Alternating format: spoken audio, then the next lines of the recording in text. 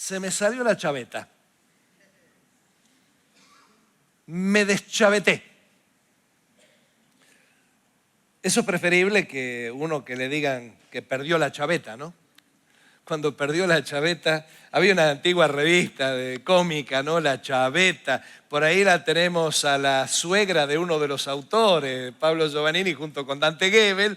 Habían sacado esa revista, La Chaveta, que está en las bibliotecas ahora esa revista, ¿no?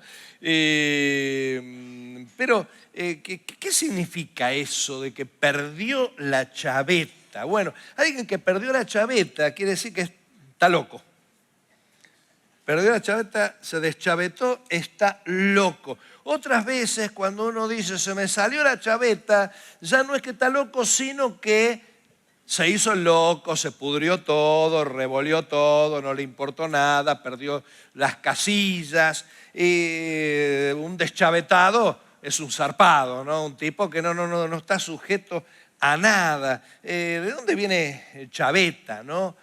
Chaveta viene del latín y del italiano chiavere, que era una antigua cuña que se ponía para poner ciertas trabas y pertenece a la familia de palabras de chiave, que es llave en italiano, porque llave y chaveta tienen esa misma, son una cuña que se introduce que sirve para trabar. Y de ahí viene esclavo, eschiavo, que quiere decir que está llaveado, ¿no? Interesante esto, pero como sea, cuando a uno lo deschavan, no es que lo deschavetaron. Al que lo deschavan quiere decir que abrieron una puerta a su secreto. Bueno, hoy ya no se dice lo deschavaron, lo expoliaron. Qué clase que tengo, qué bárbaro. Bueno, ¿qué es una chaveta? Es una especie de cuña, eje, navaja, prolongación, que se pone en ciertas maquinarias para trabarlas, para evitar que se salgan, que se traben. En los tiempos que era chico, nuestra mayor distracción era la bicicleta, ¿no? Claro, no había jueguito, no había videojuego, no había chorro tampoco.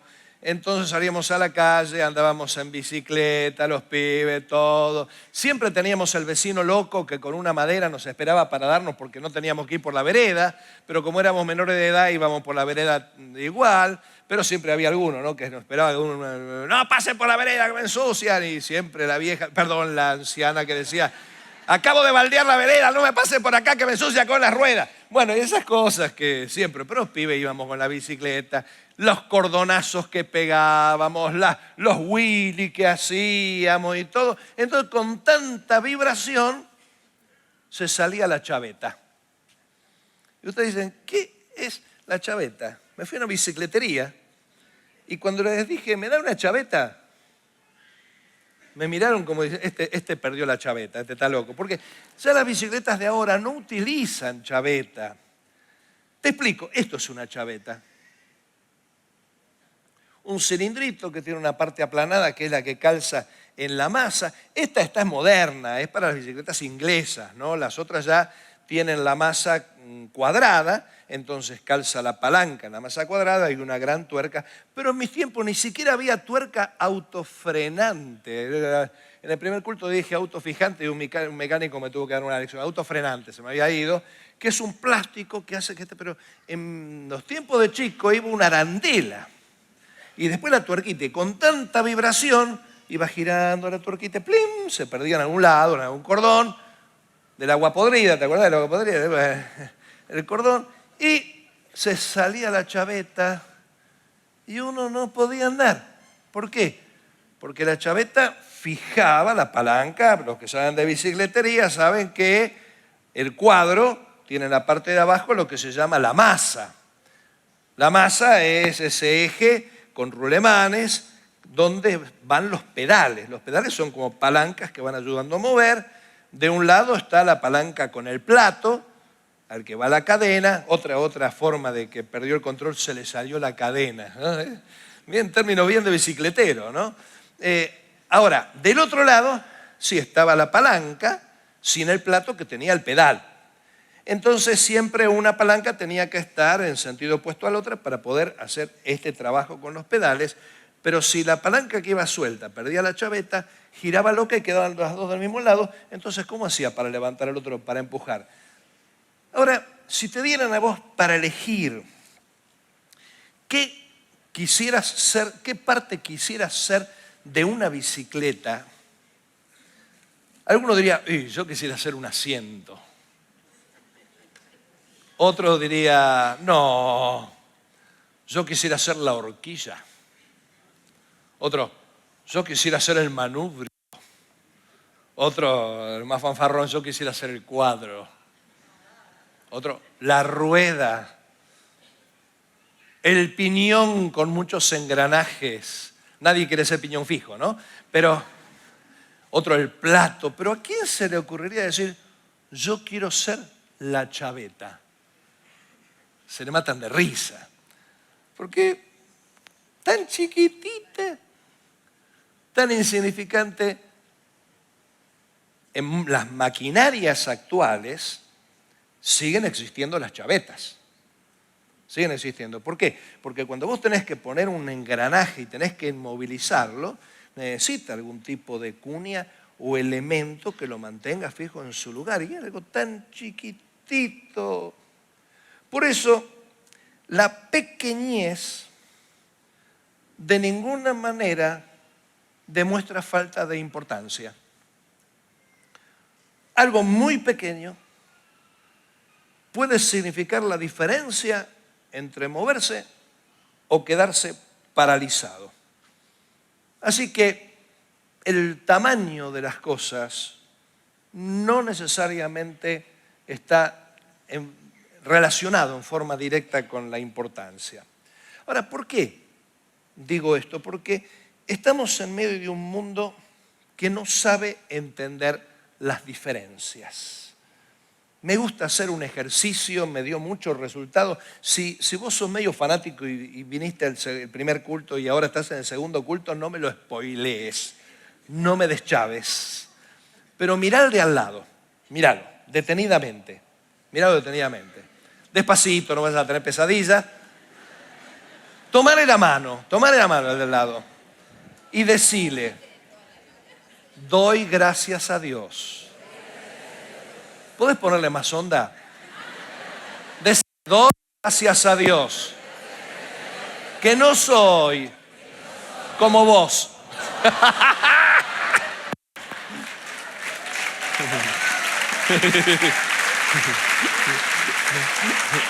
¿Con qué categoría lo insultaste? Mirá vos.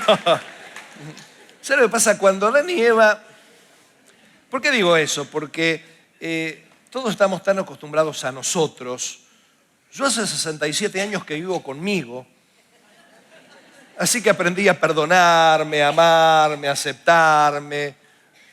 Pero, aunque estoy muy, muy cerca de los 50 con Silvia, de vez en cuando pensamos distinto, ¿no? De vez en cuando. Pero conmigo me llevo bien. Ahora, esto es lo que nos suele pasar, ¿no?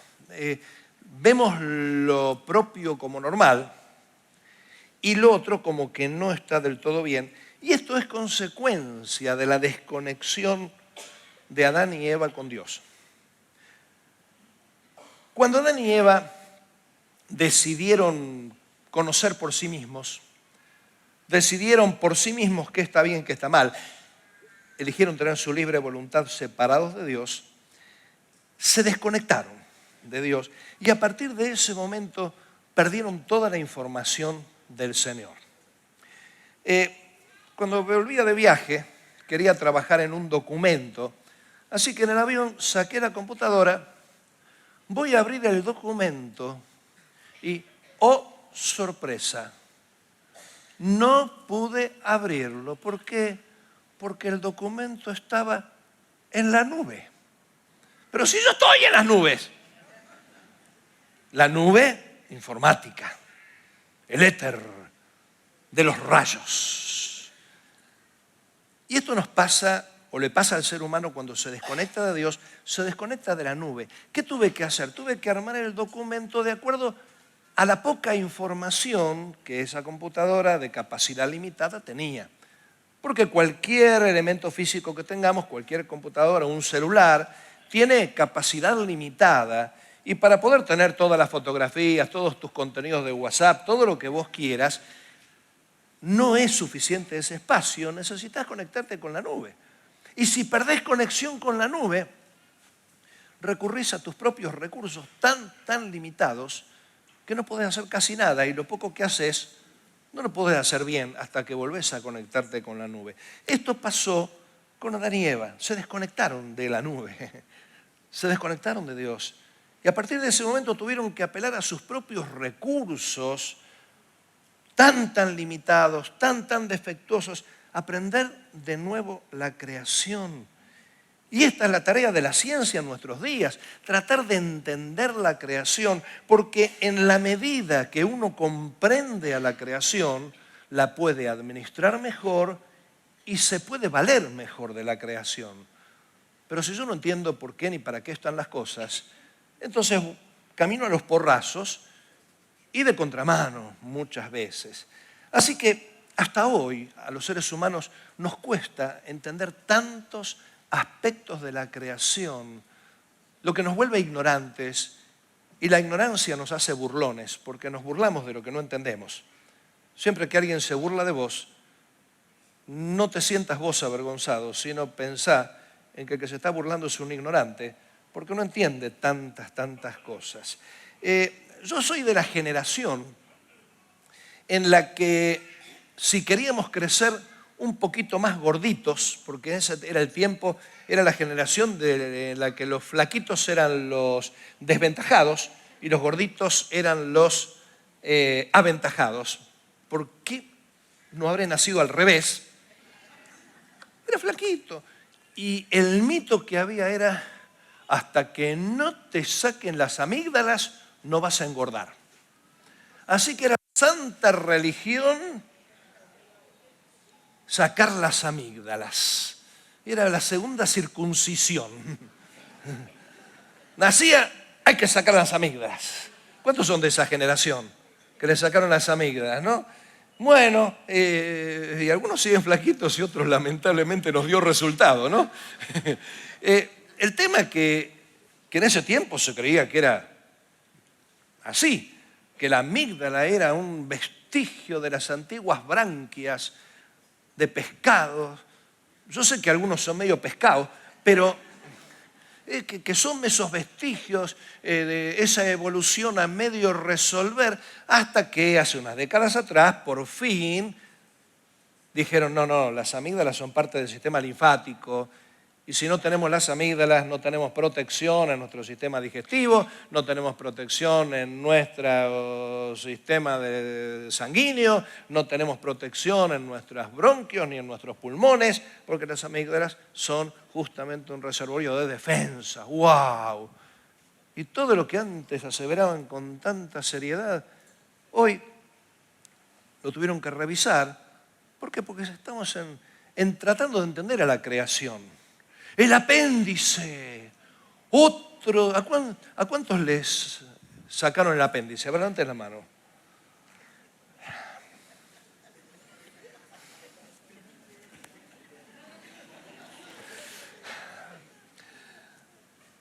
Tengo una noticia que darles. Algunos decían antes el apéndice vermicular. ¿Con qué altura, Es otro vestigio de la evolución. Bueno, te sacaron el apéndice, ya no te preocupes más. Cambió. Hace pocos años, lo lamento por los que, un minuto de silencio por los apéndices caídos, se descubrió que el apéndice es el reservorio, mira cómo te lo digo, no te estoy insultando, por favor, es el reservorio de la microbiota intestinal. Te lo traduzco. Para que el cuerpo funcione bien, digieras bien la comida hasta que la elimines, todo mal pensamiento hasta ahí queda, necesita de microbios, necesita de gérmenes, y en el apéndice están guardados todos los gérmenes necesarios como para seguir poblando al intestino de lo que tanto necesita.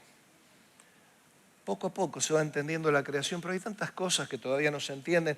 Tiempos atrás había que terminar con ciertas plagas, había que terminar con ciertos animales, y se dieron cuenta que terminando con ciertas especies empezaron a proliferar otras especies dañinas, lo que causó lo que hoy entendemos como desequilibrio ecológico, donde creemos que arreglamos algo al precio de desarreglar decenas de cosas. Esto pasa en todos los niveles porque nos desconectamos de la nube y perdimos la info. No entendemos nada de nada. No sabemos nada de nada y lo peor, a veces nos ponemos sabios en nuestra opinión cuando no entendemos nada de nada.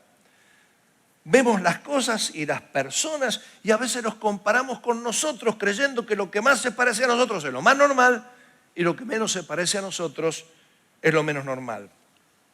Hasta no nos damos cuenta de las diferencias fisonómicas de las personas.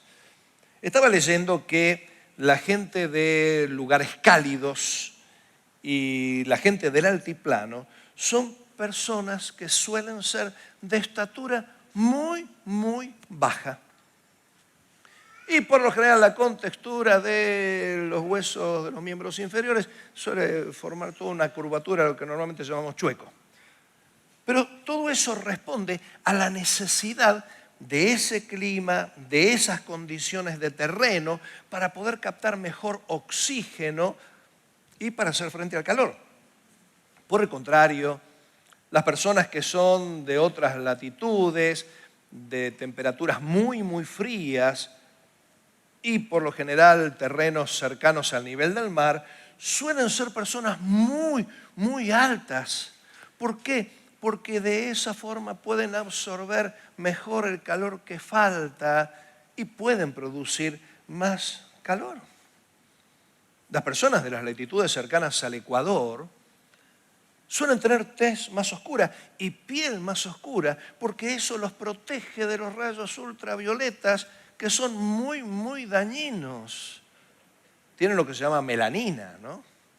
Ahora, las personas que son de latitudes más lejanas al Ecuador, donde los rayos del sol llegan muy indirectamente, muy, muy oblicuos, si tuvieran esa tez oscura, ese color oscuro de piel, no absorberían los rayos ultravioletas necesarios como para sintetizar la vitamina D y morirían de infecciones. Entonces esa palidez que caracteriza a las personas de los países muy nórdicos o muy australes es la necesaria para poder sobrevivir. Todo tiene una razón, todo tiene una causa. Y a veces nosotros, en lugar de entender que todo tiene una razón de ser, que todo tiene una causa, que todo tiene un motivo, no entendemos las diferencias y nos burlamos creyendo que la mayoría es siempre la que está muy bien y las minorías no están bien. No siempre tiene que ser así. Pero lo peor de no entender la creación y no entender las diferencias y no saber cómo movernos en la vida es que a veces dependemos tanto de las opiniones de los ignorantes. Dios nos creó como seres sociales, por lo tanto vivimos comunicándonos, pero vivimos también creyendo a aquellos que se comunican con nosotros. Habíamos hablado el domingo pasado que un niño fue diseñado para creerlo todo y de esta forma poder aprender.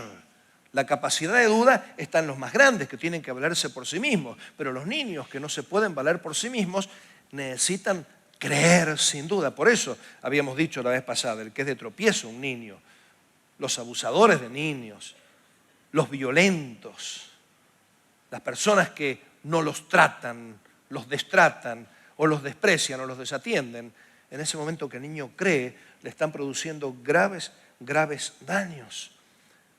Así que Dios nos creó para creer. Entonces terminamos creyendo todo lo que nos dicen. Y lo peor, aprendemos a mirarnos con los ojos de los demás. Cuando nos vemos al espejo, Tenemos como ecos en nuestra cabeza que nos dicen, mira, vos sos feo como el que dijeron esto, te pasa esto, lo demás. Aprendimos a mirarnos con los ojos ajenos en lugar de vernos a través de los ojos de Dios, o como mínimo nuestros ojos. Esto hace que nos autodescalifiquemos, esto hace que nos despreciemos a nosotros mismos y terminamos cayendo en la tristeza de sentirnos feos, mal hechos, deformados, con tantas fallas que nos servimos, o hasta llegar al punto de decir no sirvo para nada. ¿Por qué? Y porque me lo dijeron tantas veces que termino creyendo lo que la gente me dice. Pero volvamos al punto. Como no entendemos la creación, como no estamos comunicados con Dios, escuchamos a la gente que no está comunicada con Dios, les creemos y eso forma. Pero, ¿qué es lo que Dios dice? Dios ve las cosas de una manera distinta a la que nosotros la vemos. Saulo, por ejemplo, era de lo más despreciable a los ojos de cualquier cristiano. Las cosas que Saulo había dicho. Él decía que no era digno de ser llamado apóstol porque persiguió a la iglesia del Señor. Esas 3 sílabas de la palabra persiguió tienen demasiada historia como para que digamos persiguió nada más. No la persiguió como un detective de las películas. La persiguió maltratando, matando, torturando, haciendo atrocidades, sin piedad, destruyendo corazones, destruyendo afectos, haciendo blasfemar el camino a la gente. Esas 3 sílabas para él eran demasiado pesadas como para que nosotros las tomemos con liviandad. Cuando finalmente Saulo de Tarso tiene el encuentro con Jesús y para en esa casa de la calle derecha, ahí el Señor le habla a Ananías y le dice, anda a predicarle a Saulo. ¿Y qué le dijo Ananías en oración a Dios? He oído de muchos, escuchó y creyó, acerca de este hombre, cuántos males ha hecho a tus santos en Jerusalén, y aún aquí tiene autoridad de los principales sacerdotes para prender a todos los que invocan tu nombre. Esa era la opinión, eso era lo que Ananías pensaba, esa era la etiqueta. ¿Y qué le dijo el Señor? El Señor le dijo, ve, porque instrumento escogido me es este, para llevar mi nombre en presencia de los gentiles y de reyes y de los hijos de Israel. La palabra Saulo significa deseado y Pablo creció con ese nombre. Soy el deseado, soy el envidiado, soy el grande. Y cuando se encuentra con el Señor y se encuentra con sus propias miserias, escogió un nombre de origen latino, Pablo, que significa, sonaba parecido a Saulo, ¿no? Saulo le cambió una letra que de deseado significaba insignificante, pequeño. No importa cómo te veas, no importa los defectos que vos veas en vos mismo, Dios te hizo a la misión, Dios te hizo a la medida de la misión que Dios tiene para tu vida. Dios no te hizo a la medida de la preferencia de los que te rodean. A Dios no le importa la preferencia de los que te rodean. A Dios lo que le importa es tener un plan con vos.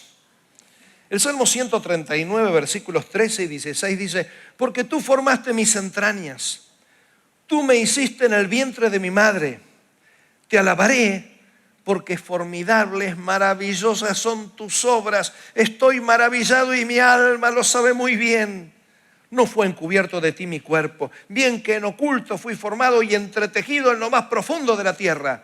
Mi embrión vieron tus ojos y en tu libro estaban escritas todas aquellas cosas que fueron luego formadas sin faltar una de ellas.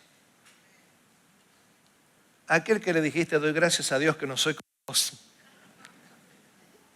Decile ahora, fuiste hecho a la medida de Dios.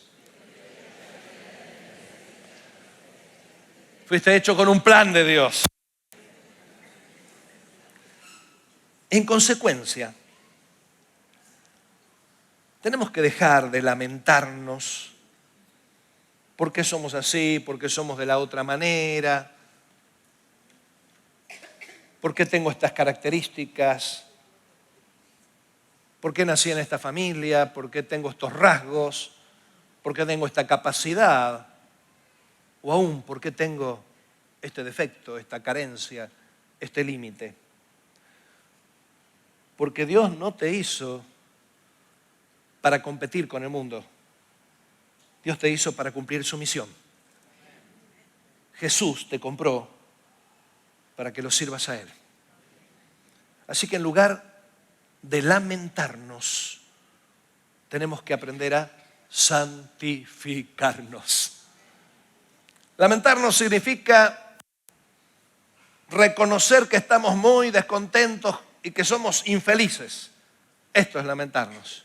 Ahora, santificarnos significa consagrarnos a la tarea para la cual fuimos adquiridos. Y esto dijo Pablo a Timoteo en la segunda carta, capítulo 2, versículo 21. Así que si alguno se limpia de estas cosas, será instrumento para honra, santificado, útil al Señor y dispuesto para toda buena obra.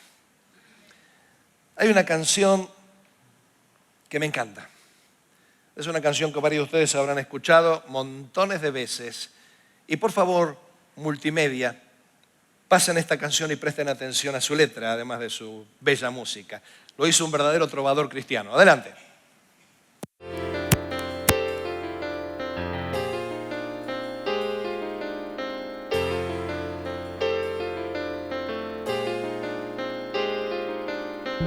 Era capaz de hacer a un niño reír sin parar. Tenía ocurrencias tan geniales, solo él era capaz. La cara pintada de colores y en la mano un violín que sonaba más o menos, pero hacía reír. Y el caso es que en el fondo era un infeliz. Le parecía ridículo pintarse la nariz. Lucía mucho más un salto mortal y él quería ser equilibrista y oír sobre la pista ovaciones en vez de tanto reír.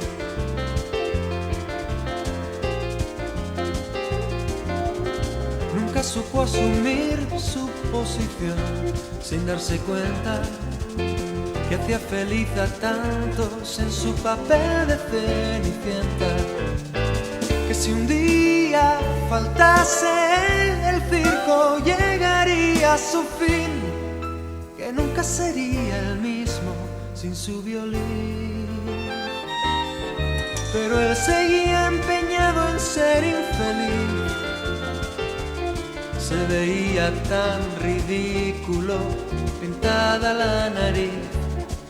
Soñaba todavía con el trapecio, pretendía ser equilibrista y oír sobre la pista ovaciones en vez de tanto reír.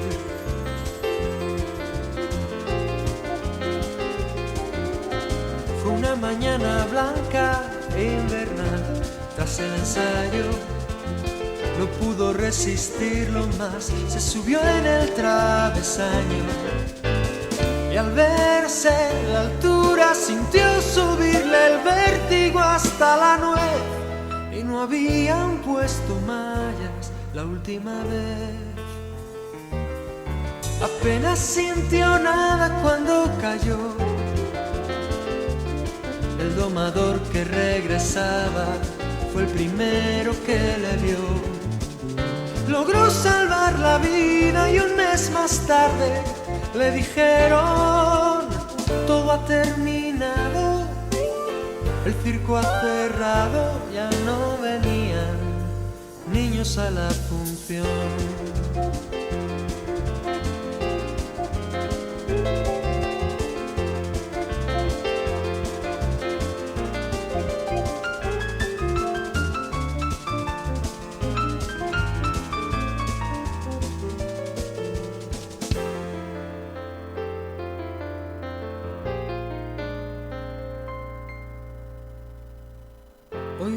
retirado en algún lugar en las afueras, pegado día y noche a su silla de ruedas. Parece que ha terminado aceptándose por fin, que incluso algunas veces toca el violín. 10 niños le visitan y le hacen feliz.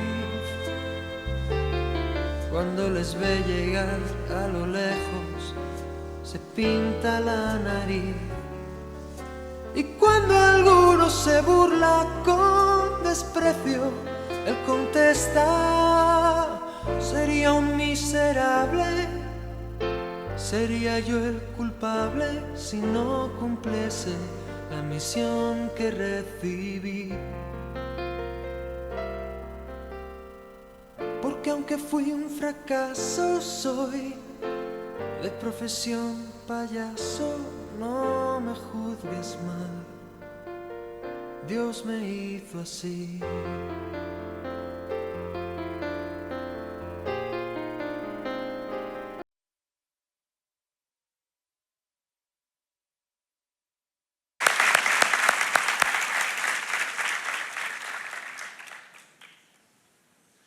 ¿Qué querés ser? Dios no te creó estándar. Dios te creó a la medida de su misión. Jesús no te creó, no te compró para ser parte de un uniforme. Jesús te compró con tus diferencias, porque sos un instrumento escogido de Dios. Y no solo algunos, todos. Cerrá tus ojos por un momento.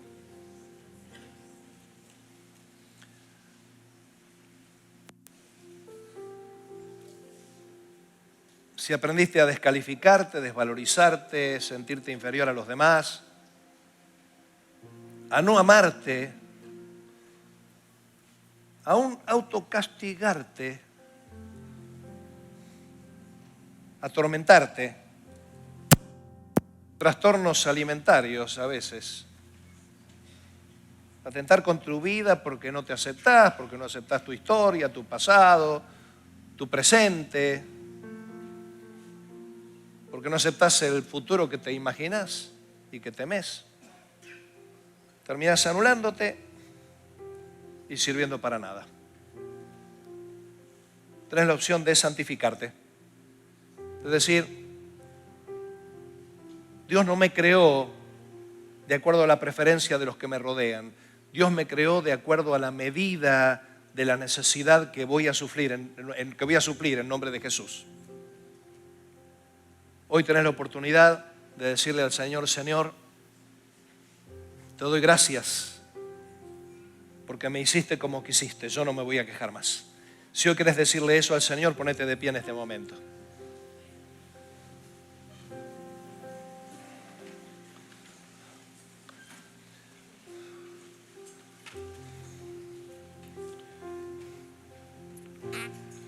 Puede ser que siga siendo el alto, el bajo, el orejón, el narigón, el negro, el blanco, el amarillo, el pelirrojo, el colorado, el gordo, el flaco.